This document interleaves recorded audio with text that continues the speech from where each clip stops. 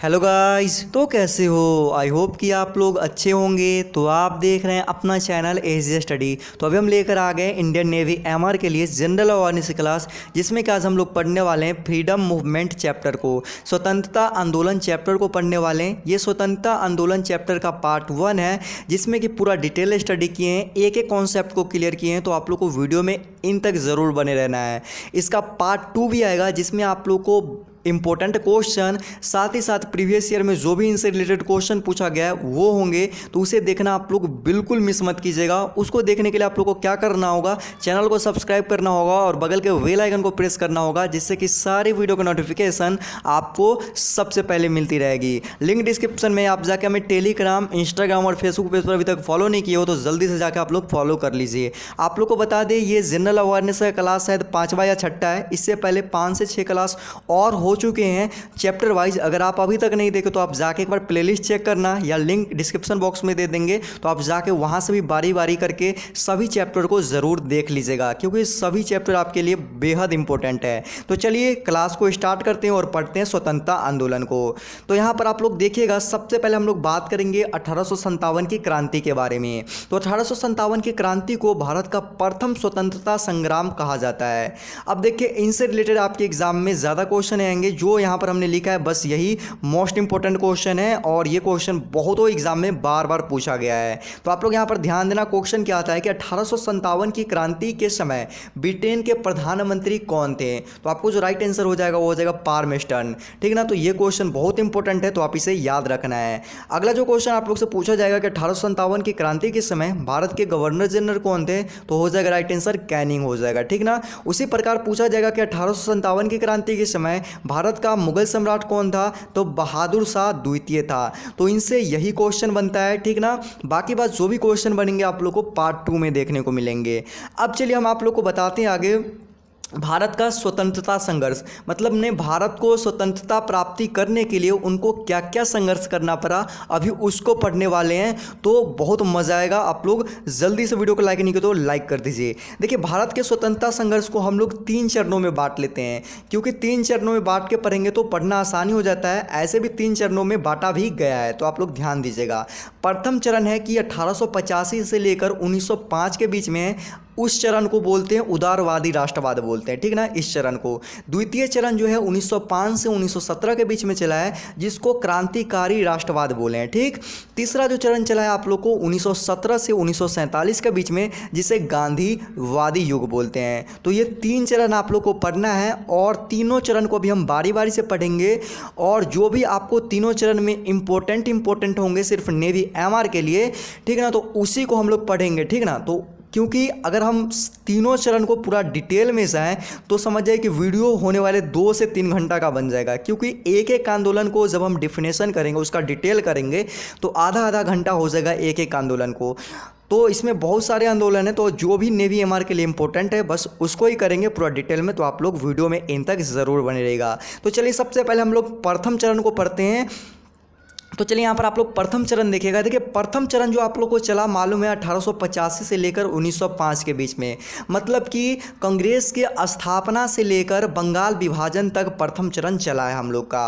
अब देखिए, प्रथम चरण को उदारवादी राष्ट्रवाद कहते हैं। ठीक। अब देखिए कि यहाँ पर क्वेश्चन जो आप लोग के एग्जाम में बनते हैं, देखिए यहाँ पर क्वेश्चन क्या है, 1885 में कांग्रेस की स्थापना हुआ। ये क्वेश्चन आप लोग को बेहद इंपॉर्टेंट क्वेश्चन और मोस्ट इंपॉर्टेंट क्वेश्चन कह सकते हैं, क्योंकि ये क्वेश्चन आपके एग्जाम में बहुत बार रिपीट हो चुके हैं और बहुत बार आ चुके हैं। तो आप इसे याद रखिएगा। कांग्रेस की स्थापना कब हुआ था, तो 1885 ईस्वी में। अब देखिएगा यहाँ पर कि कांग्रेस पर उदारवादी नेताओं का प्रभुत्व था, जिसने दादा भाई नौरोजी, व्योमेश चंद्र चटर्जी, गोपाल कृष्ण गोखले थे। मतलब कि प्रथम चरण में कांग्रेस के जो उदारवादी नेता थे उनका बहुत चलता था, जिसमें कि दादा भाई नौरोजी थे, व्योमेश चंद्र चटर्जी थे और गोपाल कृष्ण गोखले थे। अब यहाँ पर आ गया उदारवादी नेता। तो उदारवादी नेता वे नेता होते थे जो कि स्वतंत्रता प्राप्ति के लिए, भारत को स्वतंत्रता दिलाने के लिए वो अंग्रेजों से याचना करते थे, विनती करते थे। ठीक ना, तो उन्हीं को क्या बोलते हैं, उदारवादी नेता बोलते हैं। अब देखिए यहाँ पर उसके बाद जो आप लोग को पढ़ना है बंगाल विभाजन पढ़ना है, बेहद इंपॉर्टेंट है और इनसे आपके एग्जाम में बहुत सारे क्वेश्चन भी आते हैं। तो चलिए अभी बंगाल विभाजन के बारे में बात करते हैं। देखिए बंगाल विभाजन कब हुआ था, तो 1905 ईस्वी में हुआ था। कब हुआ था? 1905 ईस्वी में हुआ था। देखिए अब अगला जो क्वेश्चन बहुत बार पूछा जाता है आपके एग्जाम में कि बंगाल विभाजन के समय वाइसराय कौन था, तो लॉर्ड कर्जन था, तो आप इसे याद रखिएगा। और इन्हीं की वजह से क्या हुआ था, बंगाल विभाजन हुआ था। ठीक, अब देखिए कि इस दोनों क्वेश्चन में बहुत बंदे क्या होते हैं, कंफ्यूज होते हैं, ये और ये क्वेश्चन में। देखिए क्वेश्चन को आप लोग समझिएगा, क्वेश्चन क्या बोल रहा है। जैसे कि बोला है कि बंगाल विभाजन का निर्णय जो होता है, मतलब कि किसी काम को लेते हैं, करते नहीं है, तो वही यहाँ पर है कि बंगाल विभाजन का निर्णय 20 जुलाई 1905 को लिया गया था। लेकिन जब विभाजन कब किया गया था, 16 अक्टूबर 1905 को। तो आपको एग्जाम में क्वेश्चन है कि बंगाल विभाजन का निर्णय कब किया गया था, तो 20 जुलाई 1905 लगाना है।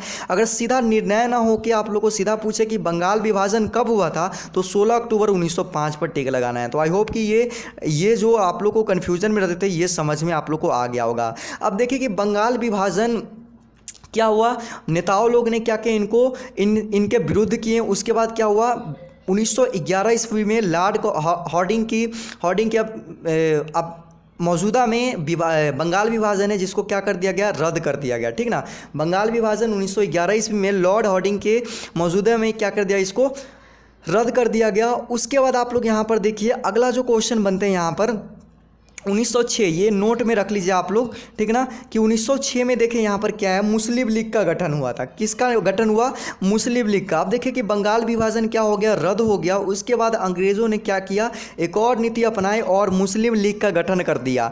और 1906 में मुस्लिम लीग का गठन उन लोगों ने इसलिए किया क्योंकि उसमें क्या हुआ था, उसमें हिंदू और मुस्लिम को दोनों को आपस में क्या कर दिए थे, मतभेद कर दिए थे। दोनों में, हिंदू और मुस्लिम में क्या कर दिए थे, आपस में मतभेद, दोनों में क्या कर दिए थे, मतभेद कर दिए थे।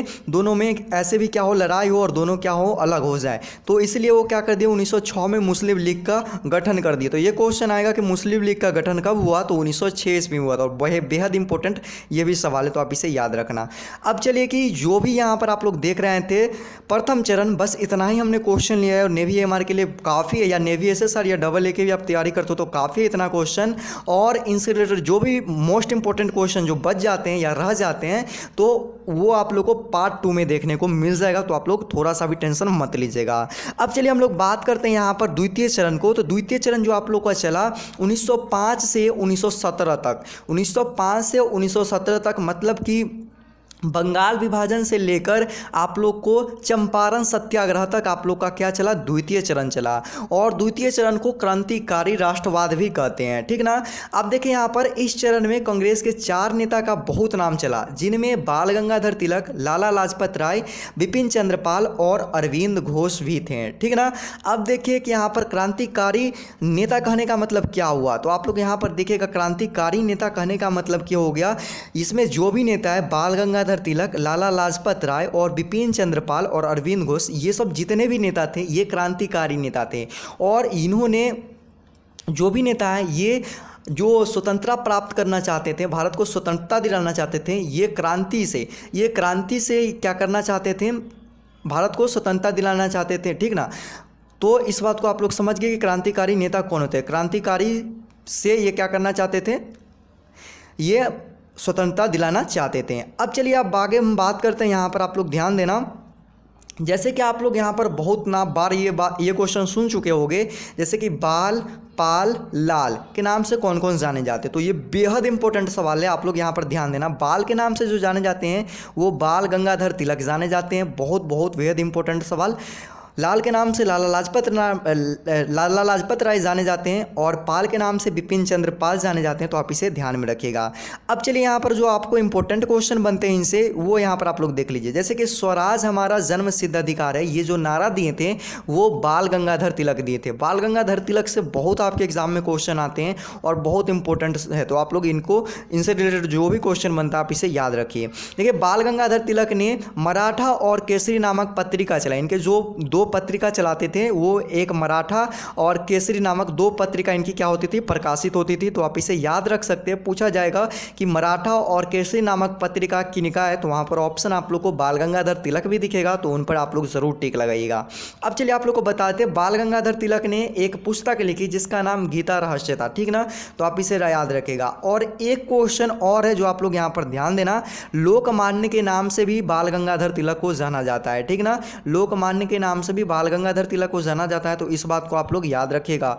अब देखिए यहाँ पर क्वेश्चन जो है, अगला जो क्वेश्चन आपके एग्जाम में जरूर देखने को मिल जाते हैं, क्वेश्चन कह रहा है कि भारतीय अशांति का जनक बाल गंगाधर तिलक को किसने कहा था, तो वैलेंटाइन चिरोल ने कहा था। किसने कहा था, वैलेंटाइन चिरोल ने बाल गंगाधर तिलक को भारतीय अशांति का क्या कहा था, जनक कहा था, क्योंकि ये क्या थे, क्रांतिकारी नेता थे और क्रांति की अपेक्षा पर ये क्या करना चाहते थे, भारत को स्वतंत्रता दिलाना चाहते थे, तो इसलिए क्या कहे थे, वैलेंटाइन चिरोल ने इन्हें कहा था भारतीय अशांति का जनक कहे थे। ठीक, इस बात को आप लोग समझ गए।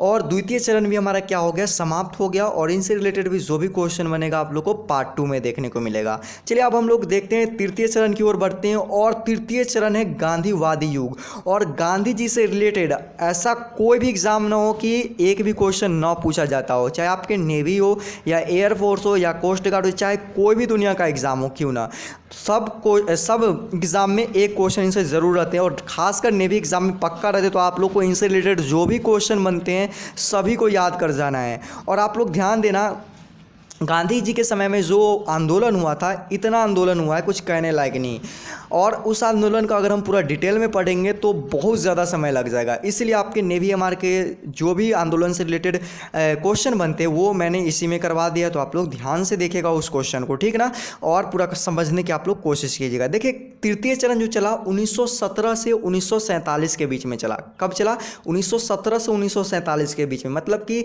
चंपारण सत्याग्रह से लेकर भारत की स्वतंत्रता प्राप्ति तक तृतीय चरण चला, जिस चरण को हम लोग क्या बोलते हैं, गांधीवादी युग बोलते हैं। ठीक, अब चलिए हम लोग बात करते हैं गांधी जी से रिलेटेड जो भी क्वेश्चन बनता है उसको देखते हैं। सबसे पहले हम लोग जानेंगे गांधी जी का जो जन्म हुआ था वो 2 अक्टूबर 1869 को पोरबंदर नामक जगह है गुजरात में, वहाँ पर हुआ था। तो आप इसे याद रखिएगा, बेहद इंपॉर्टेंट सवाल और आपके एग्जाम में पूछा गया सवाल है, क्योंकि ये क्वेश्चन गांधी जी से रिलेटेड जरूर आता है। और जितने भी अभी हम क्वेश्चन करवाएं गांधी जी से रिलेटेड वो सारे के सारे आपके नेवी एग्जाम के लिए बेहद बेहद इंपॉर्टेंट है, चाहे एयरफोर्स एग्जाम के लिए। ठीक, तो आप इसे याद रखिएगा। देखिए बात करते हैं गांधी जी का पिता का नाम, तो गांधी जी का जो पिता का नाम था वो करमचंद गांधी था, और माता के नाम की बात करें तो माता का जो नाम था वो पुतलीबाई गांधी था, ठीक ना।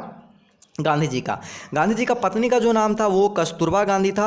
तो आप इतना चीज़ ज़रूर याद रख लीजिएगा गांधी जी से रिलेटेड। ठीक, अब चलिए हम लोग आप लोग को बताते हैं 1893 ईस्वी में दक्षिण अफ्रीका गए। गांधी जी 1893 ईस्वी में क्या करें, दक्षिण अफ्रीका गए थे, और 1903 ईस्वी में उन्होंने एक अखबार प्रकाशित किए द इंडियन ओपिनियन के नाम से।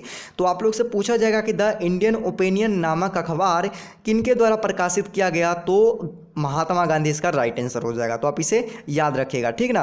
अब देखिए यहाँ पर जब वो 1893 में दक्षिण अफ्रीका गए तो वहाँ पर उन्होंने एक आश्रम का स्थापना किए जिसका नाम फिनिक्स आश्रम रखें, जो कि 1904 ईस्वी में वो क्या किए थे, इसकी स्थापना किए थे।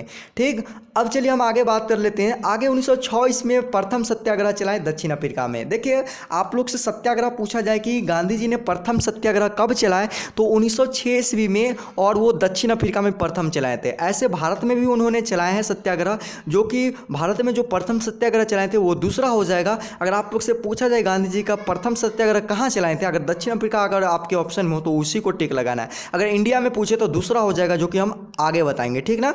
चलिए अब आगे हम बात कर लेते हैं। यहाँ पर आप लोग देखिएगा 1909 ईस्वी में हिंद स्वराज पुस्तक लिखे। अब देखिए 1909 ईस्वी में इन्होंने क्या किए, हिंद स्वराज नामक एक पुस्तक लिखे। तो पूछा जाएगा कि हिंद स्वराज नामक पुस्तक किनके द्वारा रचित है, तो हो जाएगा महात्मा गांधी। अब देखिए कि वो क्या हुए, 9 जनवरी 1915 को दक्षिण अफ्रीका से क्या हुए, भारत लौट आए।